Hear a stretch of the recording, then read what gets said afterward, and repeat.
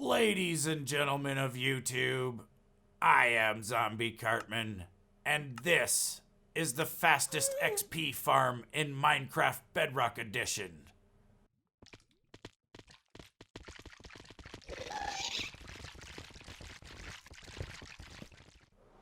So to get the fastest XP farm in Minecraft, you're gonna need to find yourself an ocean monument so that you can build a guardian farm.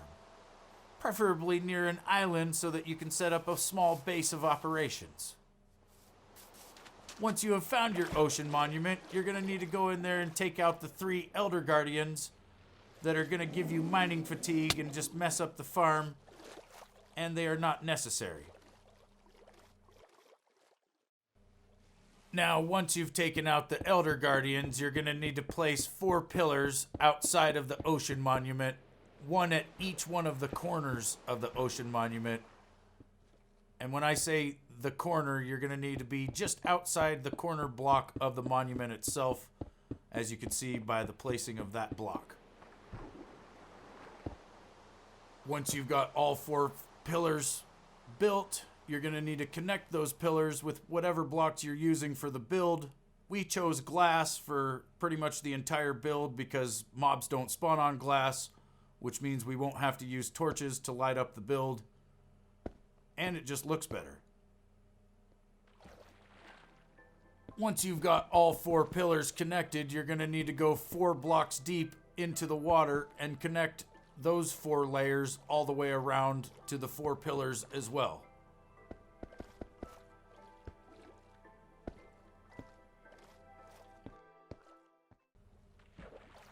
Now that you've got the whole outer wall built and all 4 pillars connected, you're going to need to go down into the water and place your floor on the face of the 4th block, which means the whole build is going to be 3 blocks deep. And you're going to need to just fill in the whole floor. Once you get here to the middle, you'll want to go ahead and take out the top part of the monument here,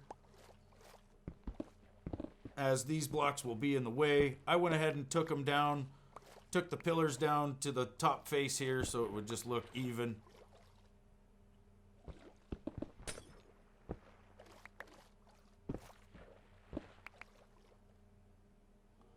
And you can also take out these sea lanterns.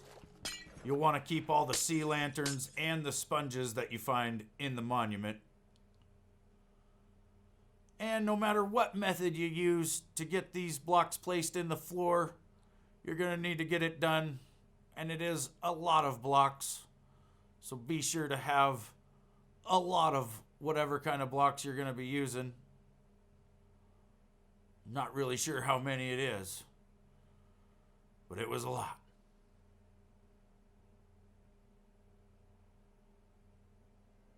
Now, once you've got the floor built, you're going to need to get yourself a whole bunch of sand and preferably a whole bunch of dry sponges.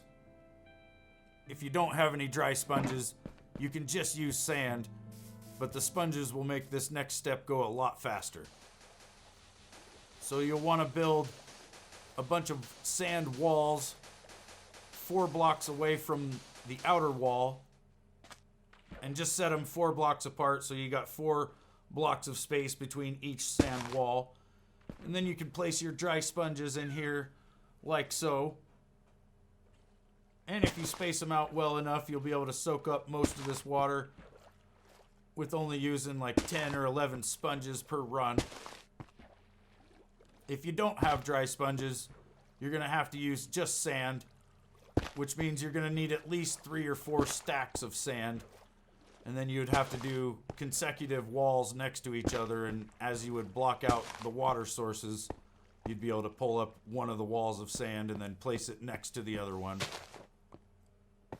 Now, once you've got the base of the Guardian farm dried out, you're going to need to go ahead and place the marker blocks that show where the Guardians are actually going to spawn.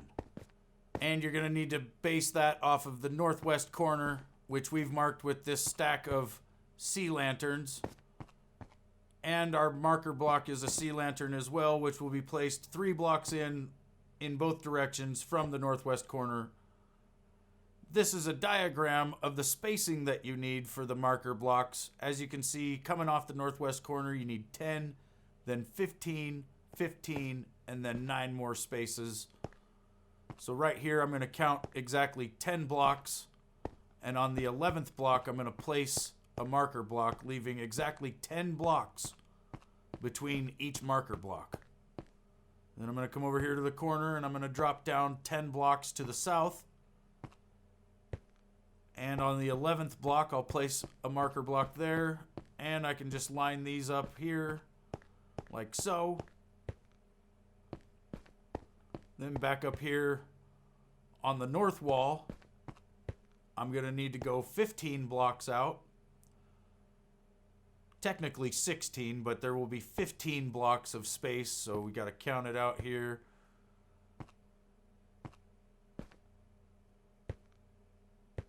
And on the 16th block, we'll place our marker. Then we can kind of line up this block with this block here and place our marker here.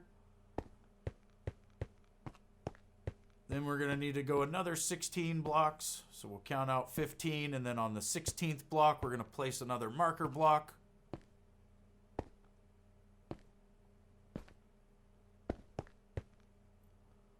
Then we can just simply line it up for this one. Then for this last one, we just need to go 9 blocks out.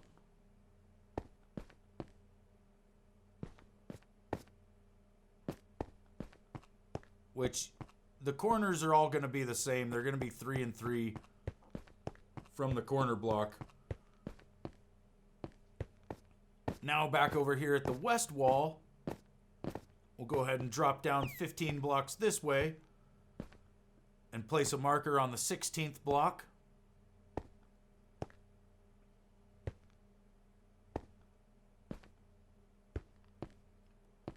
And we can just come over here and place a marker block there, lined up with the one to the north. And then it's another 16 block gap here, so we'll have to count 15 and then place it on the 16th.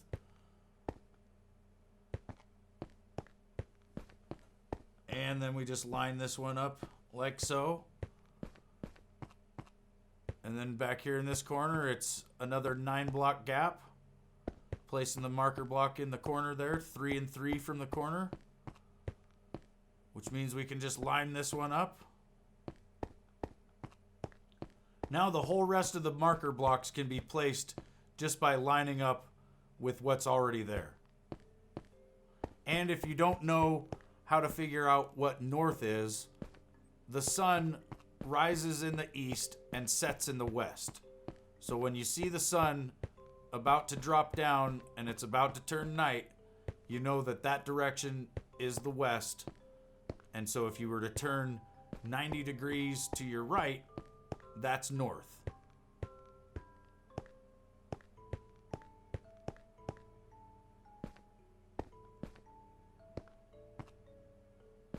Placing these marker blocks like this is fairly convenient because all you have to do is line them up. However, you still can make mistakes like I did here. I accidentally placed 2 of them wrong. So I had to come back and put those back in the right place.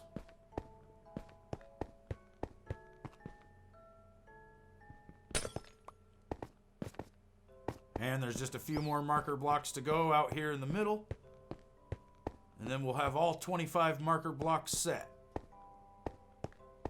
These marker blocks are meant to mark the exact spawn point of where the guardians are going to spawn. Now the guardians will spawn on these exact blocks, but it's actually going to be on the very northwest corner of those exact blocks. So when we build this farm, the guardians are going to be lined up right on the portals. And you should be able to see 5 by 5, 25 marker blocks. And this is the diagram once again. In case you need to see it again, you may want to pause it right here so that you can see the spacing for the marker blocks. Now that all the marker blocks are placed, you can go ahead and start building all of your portals, which is going to be 25 portals, and they're all going to need to be on the north side of the marker blocks. Like I said before, the Guardians will spawn in the northwest corner of the marker block. So if you do this correctly, they will spawn pretty much in the portal, and they will vanish immediately.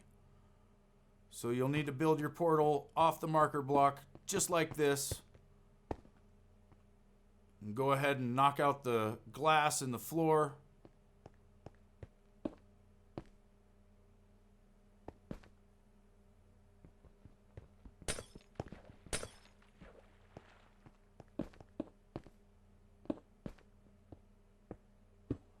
We chose to use sea lanterns for the top of our portals so that it would keep the light level up, so that we didn't need to put glass up there or any kind of torches or anything to keep mobs from spawning on top.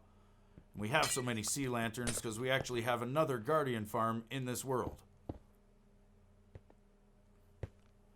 And this is what it'll look like from above once you've got all 25 of your portals built. You should be able to see the marker blocks through some of the portals. Now that all the portals are built, it's time to build your spawning chambers, which are fairly simple. It's just this little glass design here on the back, 2 blocks high on the side, 1 block high on the back.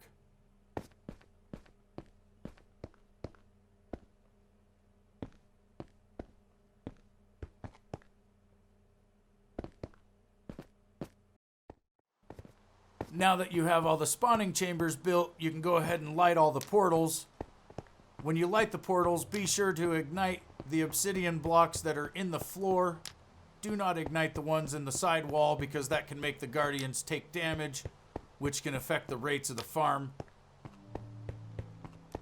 Once you've got all 25 of your portals lit, you're going to want to go ahead and go through the center portal and see where that ends up taking you in the nether.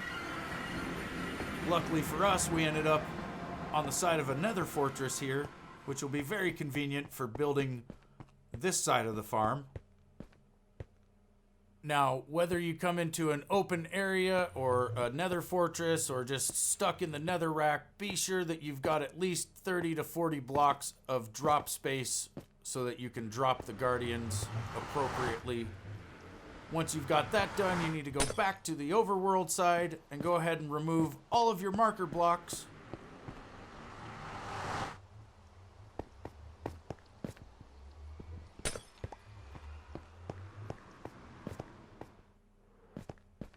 And once you've got the marker blocks removed, you actually need to remove the block that was under the marker blocks and place in a solid block. It could be stone or some other sort of block that will spawn mobs. I chose prismarine bricks because I just happen to have enough of them on me.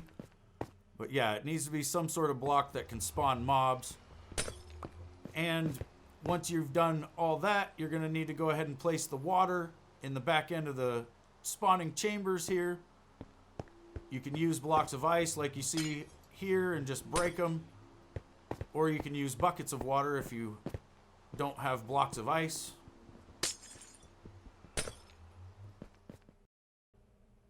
You're also going to need to make a second portal off to the side of your farm, at least 60 blocks away. You may need to make it more. We've been having problems with portals cross-linking here on the Bedrock edition, but you can see ours is quite a bit further away than 60 blocks. We also use this one for the other Guardian farm, which is a little closer than that one. But here in the nether side, you know, it's only about 20, 30, maybe, I don't know, maybe 40 blocks.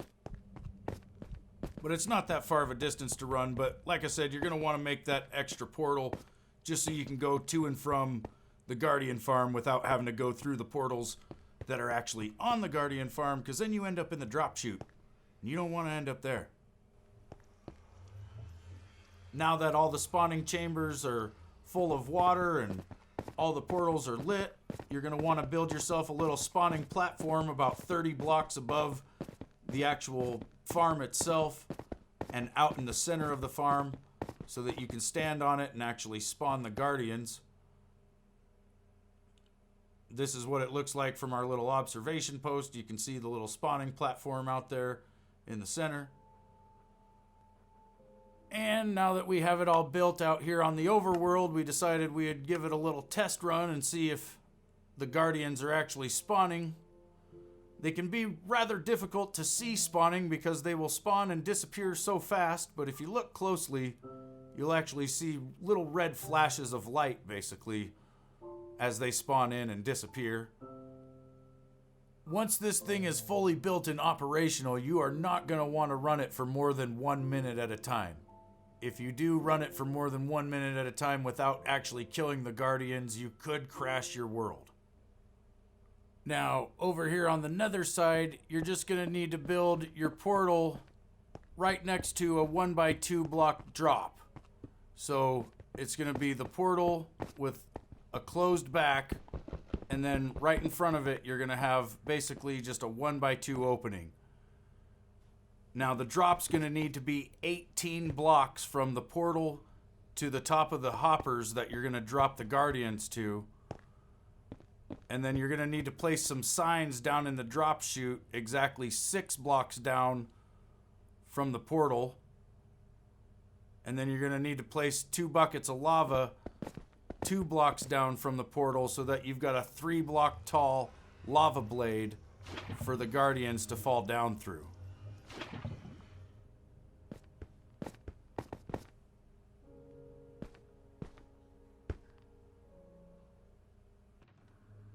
Down here at the bottom, we're going to start building the Trident auto killer. It's important to use a Trident auto killer because if you try to kill the guardians with just a sword or something, they're going to hit you back with the thorns that they have, and it's going to kill you fairly fast. So to make the most out of this XP farm, you're going to need this Trident auto killer, which is fairly simple to make. You're just going to start out by putting these 3 hoppers facing down, and then dig out a little hole underneath them. Then you can place a 4th hopper over here on the end, dig out a spot underneath of it. I'm going to go ahead and make another 3rd layer down underneath so that we've got room for storage. You can put a sorter system or whatever you want underneath these hoppers, but we just ended up putting double chests under there for the sake of making this video. Now over here on the end, you're going to want to put a block and then a piston, and then you're going to want to place a piston on top of this hopper over here on the end, and then take that hopper out. Now on the end there, you're going to want to place a redstone torch on this piston, and then place a couple blocks up here in the ceiling, and then go ahead and place you a lever right here on the face of this block. Now you're going to need to come around to the back side, go ahead and take out this block on top of the piston, and place a redstone repeater facing away from the lever on top of the piston. Then go ahead and jump up here and just give this one little tick here of delay. I accidentally went and hit the switch a couple of times, but it is just one tick of delay like that, or technically it's 2 ticks because the repeater adds 1, but so yeah, you just add one little click of the switch there. Then you're going to want to go ahead and build the back side of this and extend it out so that you can bring your redstone around to the other piston. Be sure to fill in the back behind the hoppers like you'll see Silent do here in just a second. You don't want your redstone running right behind the hoppers, or obviously that would stop them from working.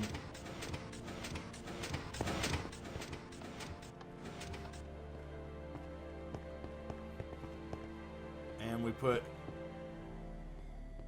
some more blocks coming across the back next to that redstone torch right there. I think I put a layer of extra blocks.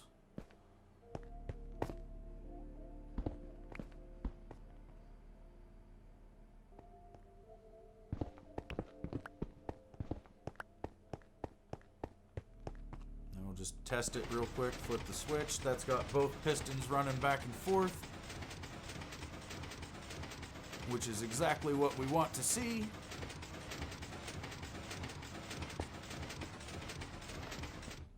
shut that off for now.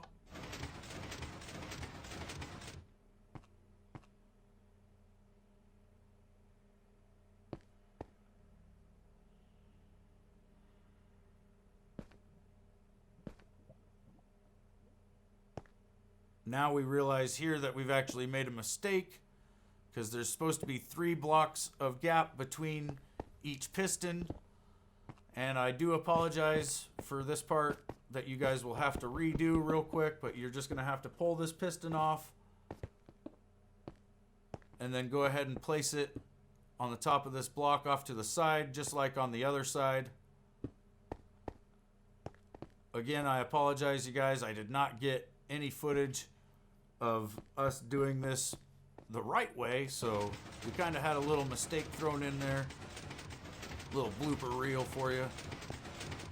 Now that you've got the correct amount of hoppers on here, you're going to need to place 3 pieces of carpet that can be pushed back and forth by the pistons.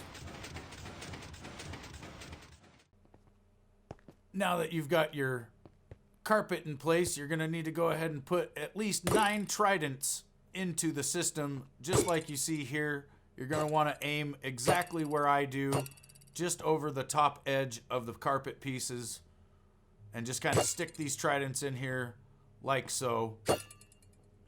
You can use more than 9 if you want to kill the guardians faster, but I don't recommend using any less than 9, because if you use less, the system will back up and it won't kill them fast enough. And you'll want to go ahead and place those half slabs in on top right here like we just did.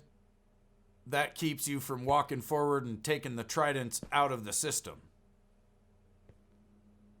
Now that everything's all ready and set to go, I'm back here on the overworld on top of the Guardian farm.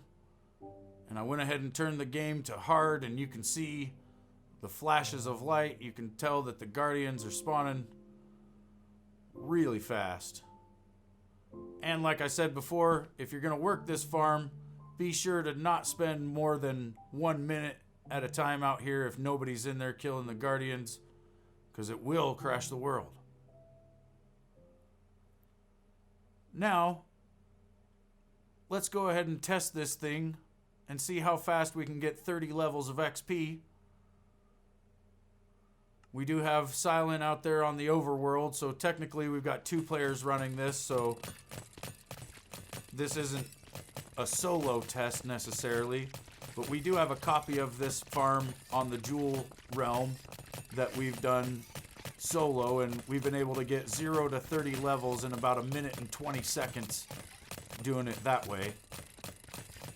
And if you've got a partner working with you in the realm or in your world, you can go from 0 to 30 levels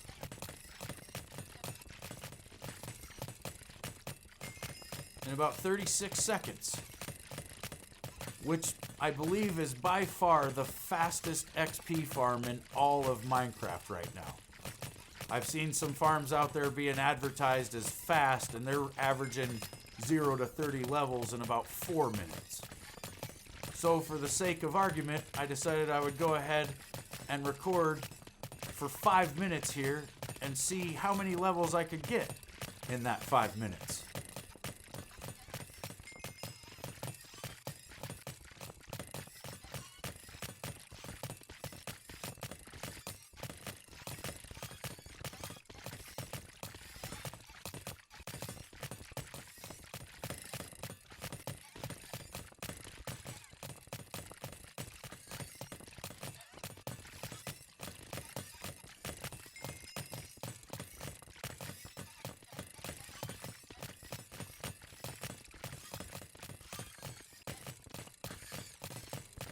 And as we come up on the 5-minute mark of running this Guardian farm and pretty much the end of this tutorial, I want to take the time to shout out FoxyNoTail once again.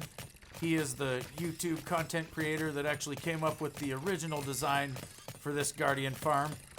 My friend Silent and I just did some tinkering with the portal placement and figured out a way to get the farm to work so much more efficient that it's actually the most efficient XP farm in the game right now. Also, thank you to my friend Silent for actually helping me build this Guardian farm so that we could make this video together. Appreciate it, dude.